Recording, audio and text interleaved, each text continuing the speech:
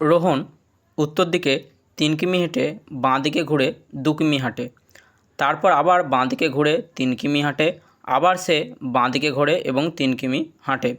সে তার যাত্রা শুরু করার জায়গা থেকে কত কিমি দূরে আছে?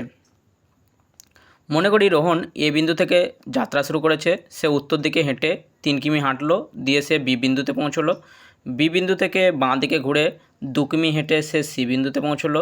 সি বিন্দু থেকে বাঁ দিকে ঘুরে 3 কিমি হেঁটে সে ডি বিন্দুতে পৌঁছলো। আবার ডি বিন্দু থেকে বাঁ দিকে ঘুরে সে 3 কিমি হেঁটে ই বিন্দুতে পৌঁছলো। এখান থেকে আমরা পেয়ে যাব যে এ বি সমান 3 কিলোমিটার, বিসি সমান 2 কিলোমিটার। যেহেতু বিসি সমান 2 কিলোমিটার, তার নিচে ডিএ সমানও 2 কিলোমিটার হয়ে যাবে। সিডি সমান 3 কিলোমিটার এবং ডিই সমান 3 কিলোমিটার। এবার আমাদেরকে বলেছে যে যাত্রা শুরু করার জায়গা থেকে, অর্থাৎ এ বিন্দু থেকে যেখানটায় তার যাত্রা শেষ হয়েছে ই বিন্দু, এই এ বিন্দু থেকে ই বিন্দু দূরত্ব কতটা?